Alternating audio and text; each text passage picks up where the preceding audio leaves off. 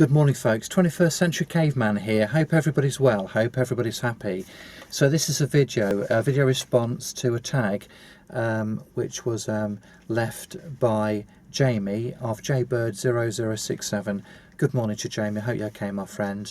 Hope life's treating you well at the moment. So basically the 6 questions here which have gone out to a number of people, a number of whom I've subscribed to actually, and I'll respond to those as follows. So question number 1. What do you think of the term prepper and survivalist? Do you use them yourself? Initially, straight away I thought, no, I don't consider myself to be either a prepper or a survivalist. And then I changed my mind. But I'll come to that in a minute. And I think initially the reason why I didn't think it would apply to me is because when people talk about preppers, you know, it conjures up images of people who I don't know, who seem to be quite sort of paranoid and sometimes a bit delusional, if I'm honest with you. And some of these people who, it's clear from, you know, their YouTube channels that they don't live in parts of the world whereby they'd actually need to prep for anything really.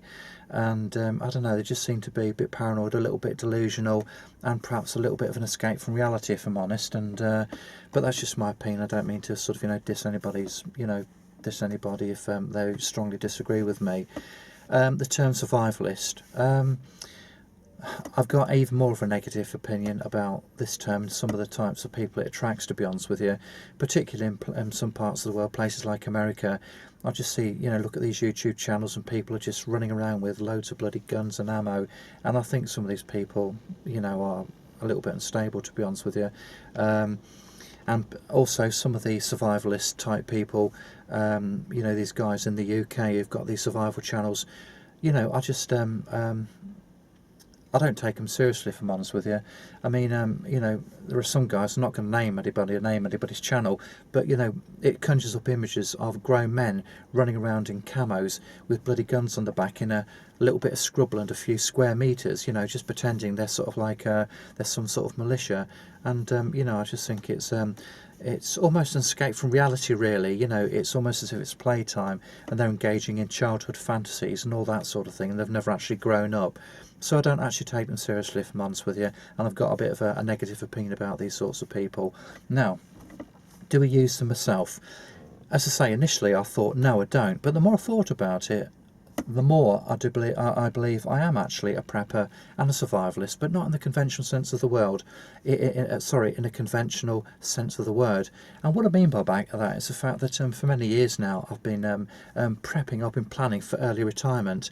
You know, I don't want to work until I'm old and completely knackered and I'm infirm and not able to enjoy my life. I've been working since the age of 17, and you know, I want to be able to enjoy my life before I get too old to be able to enjoy that. So for the past few years I've been prepping in the sense that I've been planning for early retirement. I've been trying to improve my asset base. I've been I do my DIY, that sort of thing, to try and save money so I can actually put it away for the future, that sort of thing. I've tried to improve my skill set so that I'm become more independent and more able to provide for myself and my family. So am I a prepper? Yes, in that sense of the word, I am. Now, question number 2. When did you realise you're a prepper, or is this something you've always done? As I say, I mean, hopefully I've just answered that question. This is a very recent sort of thing, really, and in fact, to be honest with you, Jamie, it wasn't until I started thinking about these questions that it made me realise that I am a prepper, I am a survivalist, but perhaps not in the conventional sense of the word. Okay, and also I think it's fair to say that life experiences have made me realise that, and have actually steered me towards that. You know, I think it's fair to say that as you become older and you get to a certain stage in your life, you see people around you, perhaps parents, relatives, aunties, uncles, you know, grandparents, you know, they start to sort of like fade away and what have you. And to me it just makes me realise how fragile life is and how precious it is, and how it's so important it is just to try and make the most of it while we're here and while we've got the health to be able to do it. Okay, so question number 3. Favourite film or TV series? Now, this is actually I mean, there are so many possibilities here, but the obvious film that springs to mind is a Mel Gibson film, We Were Soldiers. And I remember watching this for the first time many years ago around my brother's. He just bought this absolutely bloody massive, great big TV, this cinema surround system or whatever you call it. And I was just watching it in the front room with him, and all these sounds were coming all over the place, you know, from behind me. And I was looking around thinking, what's that? You know, but it just had this extraordinary hi-fi system with all these cinema surround gadgets and gizmos, and it was just the most extraordinary experience. But it was also the reason there are lots of war films out there, but the reason this one appealed to me the most was because of the extraordinary odds which these guys face. And in the film, We Were Soldiers, and there was some sort of airborne cavalry, and it was just an absolutely inspiring film to watch. So that certainly is my favourite film. You know, I mean, there are a number of them, but that's the one that sticks to mind. It's the first one I thought of when, you know, thinking about the question. So, favourite series.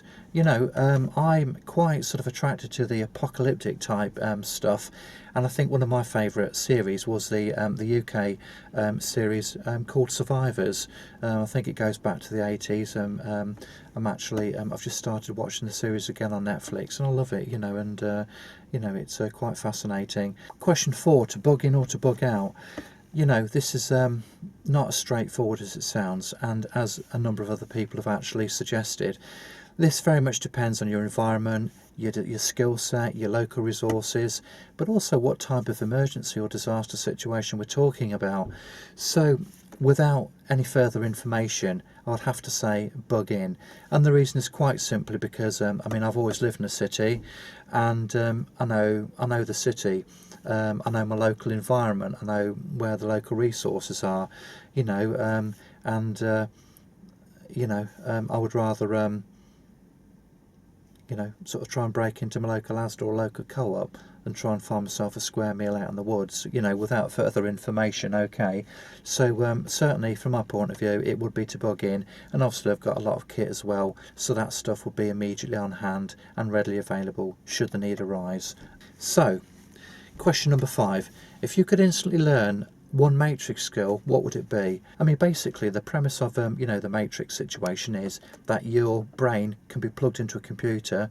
You know, you can be awake, you can be asleep or whatever, and basically just upload a skill.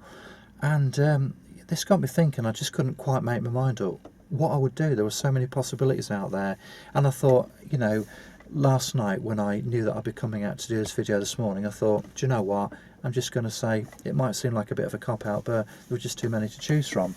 But do you know what, I woke up this morning sitting down in the kitchen having a cup of tea and had a bit of an epiphany, and it's actually quite obvious to me now what I would do.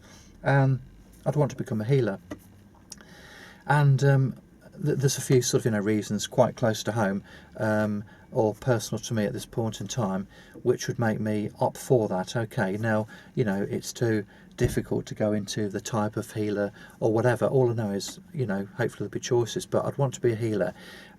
My lad Jared, his mother, is currently quite poorly. She had a kidney transplant about 3.5 years ago, and she's had some recurrent problems with that.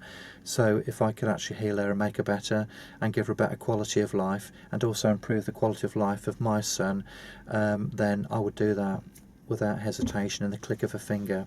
And also my partner Tina, her dad has health problems, and it'd just be nice to be able to put them right. Okay, and obviously anybody else you care or love, you know, you care for or love, or indeed if you could just improve somebody's quality of life, you know, that would be an obvious choice for me.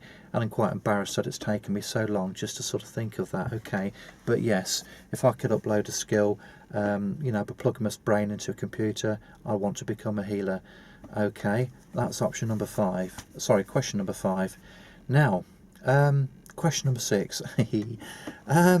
5 items to evacuate your home, and you know, if we're being taken over by corner botherers, I think was the question. Now, I couldn't quite work out what a corner botherer was, and then I got to think about it, and I think it became clear to me. I think these are these groups of youths who stand on street corners or in bus shelters, basically making a bloody nuisance of themselves, and they can be quite oppressive to certain you know, to people, you know, walking down the street, that sort of thing. And you know, it was actually quite an easy one to go for and to work out, you know, my answer to this question. Anyway, just getting to the point. So I think the thing for me would be to it's all about camouflage. It's all about trying to blend in. So the obvious thing to do is just to get myself down to Sports Direct. I mean, God, there's a plethora of stuff there that you could easily find something to disguise yourself, okay? Track suits, bloody shell suits, caps, trainers, you name it. It would be like an Aladdin's cave, really, for your typical corner botherer, or chav, as some people know them. Anyway, so 5 items. I think the first thing, it'd need to be a tracksuit or shell suit, and I've had a look on the internet and I've come up with 1 or 2 ideas.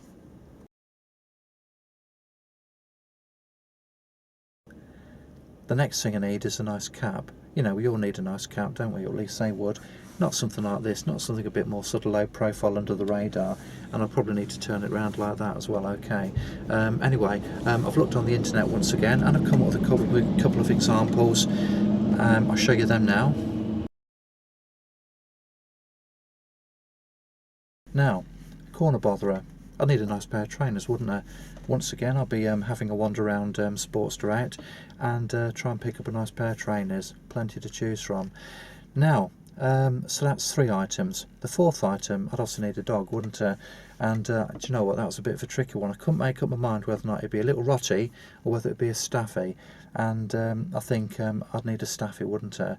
So I found a nice Staffy, a nice picture of a Staffy on the internet, and I'd certainly be looking for something like this.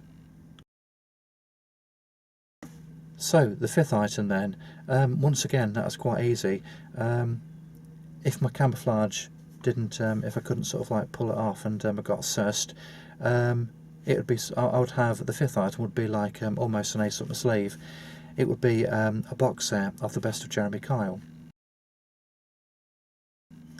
And the reason being quite simply that if it got sussed, then you know what I do, I'll get this box set, you know, the best of Jeremy Kyle, just chuck it at them, because it may well have been the case that they've appeared on the show, or you know, some of their relatives. So it'd be a little bit like a family heirloom, really. So obviously with the fighting and scrapping over there, I'll just be scarping down the street and making my escape.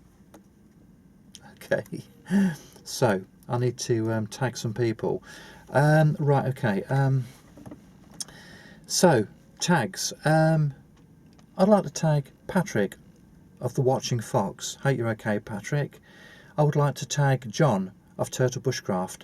Now, John, this might be a little bit more difficult for you in the sense that, you know, I don't know whether in your part of the world you have corner botherers, you know, these chavs, the youths, you know, with the hoods and, you know, the trousers hanging halfway down their arse.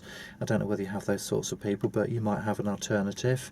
So, Patrick the Watching Fox, John from Turtle Bushcraft. I was actually going to tag Stephen from the Third Centre Outdoors, but he's already been in the tag, I think. So now, Stephen, actually, if you haven't been tagged, yeah, I'm going to tag you, mate. If you have, you know, we'll have to pass on that one. Anyway, look, thanks for watching the video. I hope you found it enjoyable, and you know, I hope I haven't offended anybody in the making of this video. You take care. Bye.